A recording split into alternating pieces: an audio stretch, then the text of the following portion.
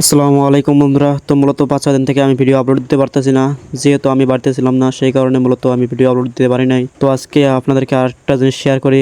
তো মূলত আপনারা ভিডিওটা লাস্ট পর্যন্ত দেখেন, তো বুঝতে পারবেন যে আসলে আমি কি শেয়ার করতে চলেছি। তো মূলত আমি 5-6 দিন ধরে ধুবড়িতে ছিলাম, আমাদের এখান থেকে প্রায় 2-3 ঘন্টার রাস্তা। তো মূলত আমি যেদিন ধুবড়িতে গিয়েছিলাম, তো সেই দিনের ফুটেজটা হলো ভিডিও এটা। তো আমি প্রথমে লঞ্চে চড়ে আর কি যেতেছিলাম, তার মধ্যে দেখি যে আমাদের ধুবড়ি টু ফুলবাড়ি যেটা ব্রিজ আছে, তো সেটার কাম চলে আসে। তো আমি সেটা কপি একটু তুলে নিলাম। তারপর দেখতে দেখতে মূলত আমি ধুবড়িতে পৌঁছে গেলাম। তো পৌঁছানোর পরে আমি উপরের দিকে উঠতেছিলাম। তো মূলত এখানে প্রচুর পাথর ছিল, যেহেতু ওই ঘাটটা বন্ধ এখন, তো এখানে থামিয়েছে লঞ্চ। তো এখানে উঠে আমি দেখি যে আমাদের লঞ্চটা যেটা আছে সেটা পিছনেই পড়ে আছে, কারণ আমি আগেতে আর কি নামছিলাম।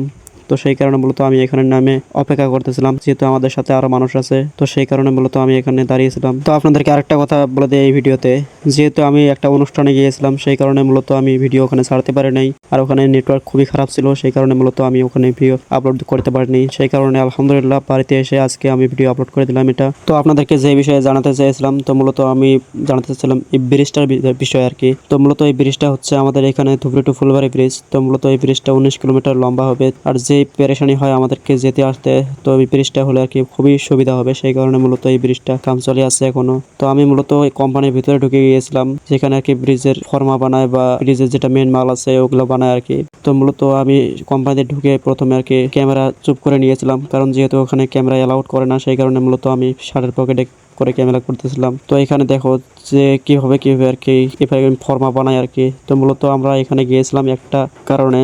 তো সেই কারণটা হচ্ছে মূলত আমাদের যেটা গরু আছে আমাদের, সেখানে আমরা গিয়েছিলাম একটা বাড়িতে। তো সেই বাড়ির গরুটা আর কি হারিয়ে গিয়েছে। তো মূলত সেটা আমরা খুঁজতে চলে এসেছিলাম এখানে। তো মূলত এখানে খুঁজতে খুঁজতে আমি ভাবলাম যে না, এই ভিডিওটা আপনাদের কাছে শেয়ার করা যাক। তো মূলত আমি ভিডিও আরম্ভ করে দিলাম। আর আপনাদেরকে আরেকটা কথা বলি, সুবিধা যে বলতেছি, কারণ যেহেতু আমাদের এইখান থেকে যেতে আর কি বহুত গাড়ি চেঞ্জ করা লাগে, বা লঞ্চ বা নাও যেটা আছে সেটা চেঞ্জ করতে লাগে। প্রথমে আমাদের এখান থেকে গাড়ি থেকে চড়তে লাগে, তারপর মূলত আমাদের ওখানে শ্যালো পার হতে লাগবে, তারপর মূলত ওখান থেকে আবার বোলেরো নিতে হবে, বোলেরো নিয়ে আবার যেতে হয়, তারপর গিয়ে মাছ নদীতে গিয়ে ওখানে লঞ্চে চড়তে হয়। যেহেতু এখন পানি শুকানো, সেই কারণে মূলত খুবই অসুবিধা হয়। সেই কারণে মূলত আমাদের যেটা আর কি ব্রিজটা হতেছে, সেই কারণে আর কি এই ব্রিজটা হলে আর কি খুবই সুবিধা হবে আমাদের জন্য।